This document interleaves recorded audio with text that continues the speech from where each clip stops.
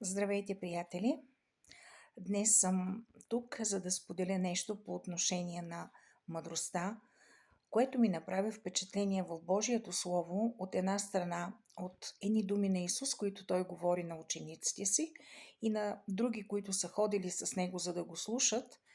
И като че ли по-голямо пояснение на тези думи на Исус ни дава по-късно апостол Яков, един от неговите ученици, по отношение на това, което ще видим какво Исус Христос всъщност е казал.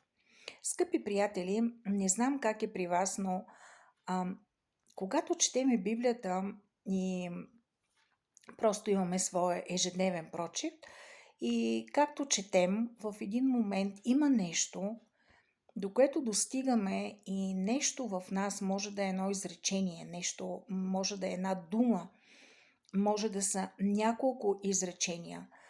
По някакъв особен начин идват към нашето сърце и ние обръщаме внимание като че ли повече на онова, което сме чели допреди това. Не, че не сме го чели внимателно, но някак си нещо се откроява към нашия разум повече от онова, което сме прочели до момента. И всъщност това се случи в днешния ден, когато се четях от Божието Слово, и реших в крайна сметка да бъде споделено и с вас. Исус Христос в Евангелие на Матей, той е записал неговите думи, евангелист Матей, в 11 глава от своето Евангелие, в 19 стих накрая, Исус Христос казва, че мъдростта се оправдава от делата си. Мъдростта се оправдава от делата си. И не е ли така, че често пъти човек е склонен да определя хората? Едни ги определя като мъдри, други ги определя като невежи и така. Но ние сме склонни хората да определяме мъдростта, било то в себе си или в другите, според знанията, които имаме, способностите, уменията, красноречието, начина, по който изразяваме мислите си. И когато това се случва по един наистина много добър начин, ние си казваме за дадения човек, колко е мъдър, каква последователна мисъл има, каква логика има, как логично разсъждава и е последователен в мислите си. Но ще видим, че това нещо се опровергава от думите на Исус и това, което казва и апостол Яков, един от учениците на Исус Христос, в своето послание. Така че източниците на мъдрост, много е важно какъв е източника на мъдрост в човешкия живот. Говоря сега по принцип. Защото Библията ни говори за два вида мъдрост. Мъдрост, която идва свише. Мъдрост, която идва от небето. Която ни се казва, според делата на мъдростта, които ще разгледаме, е коренно различна от човешката мъдрост. Апостол Яков говори за човешка мъдрост, земна мъдрост, дори я нарича бесовска, и ще видим кое я определя като бесовска.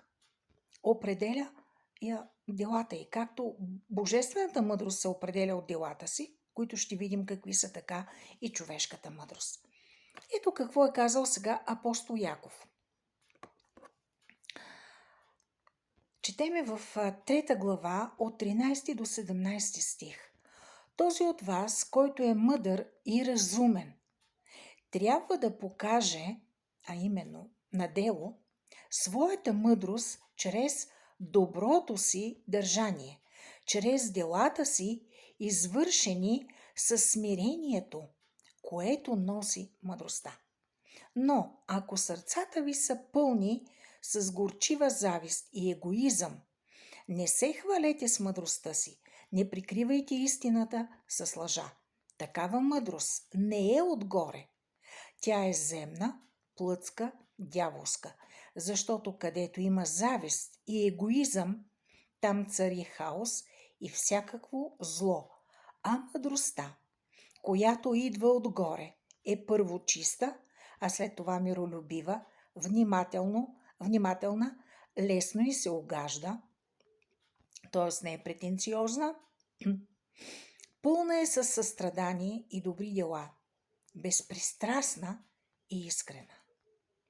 Виждаме колко много са характеристиките на Божията, на божествената мъдрост и какви са характеристиките на човешката мъдрост. Защото човек може външно да изглежда много мъдър, много добре да говори, да има много знания в областта, в която той се развива и получава способности от всичко това.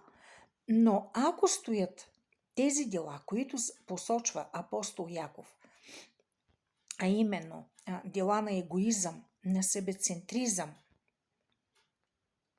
които произвеждат сами по себе си много други злини, такъв човек не може да се оприличи на мъдър. И всъщност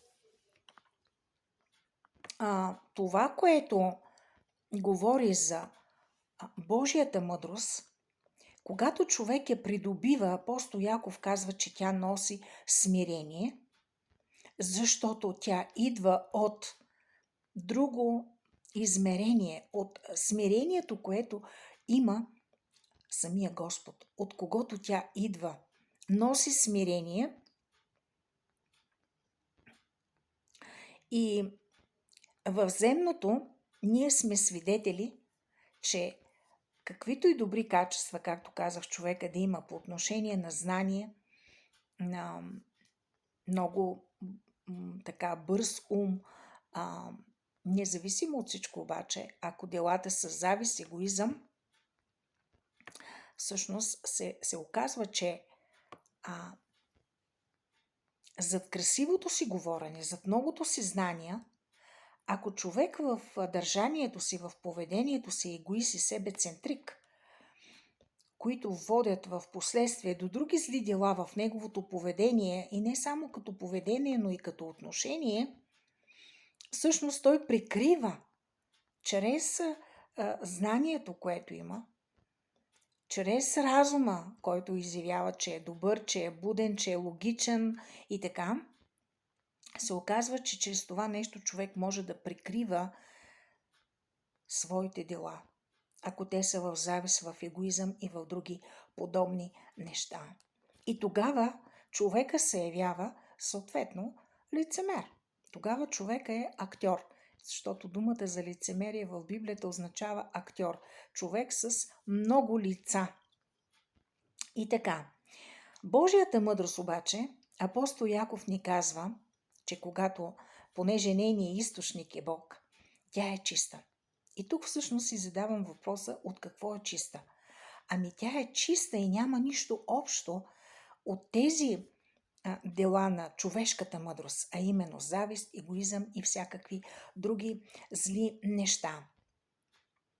И тук казваме, че тя се потвърждава, защото когато Исус казва, че мъдростта се оправдава от делата си, думата за оправдание означава още потвърждаване. Доколко човек е мъдър и каква мъдрост носи в себе си, се затвърждава в зависимост от това какви са неговите дела според апостол Яков, и той разглежда в детайли тези дела. И ни се казва, че божествената мъдрост е чиста, миролюбива. Божият човек, където отиде, трябва да носи мир. Трябва да има този мир в себе си и да носи мир, да твори мир. Внимателна. Не обижда, не наранява, не нагробява. Внимателна. Лесно и се огажда, т.е. такъв човек не е претенциозен. Пълна е със състрадание. Човек, който има Божията мъдрост в себе си, има дела на състрадание. Тя е безпристрастна. За такъв човек хората са еднакви. Те са равни. Няма към едни да има по-специално отношение, към други не съвсем. И другото качество, за което говори апостол Яков за Божията мъдрост, другото дело, това е, че тя е искрена. И за тези дела, когато Исус говори, че мъдростта се оправдава, т.е. тя се потвърждава, защитава себе си, чрез тези изброени дела. Зависи дали тя е божествена, видяхме какви са нейните дела, и ако тя е просто човешка и плътска, видяхме и какви могат да бъдат нейните дела. Най-доброто е, че може да имаш и човешка мъдрост, може да си образован, може да си мъдър. В онова, в което си се посветил да изучаваш, да растеш, да се развиваш, да твориш, дори с това, което правиш, да бъде за добро към другите хора, но трябва и поведението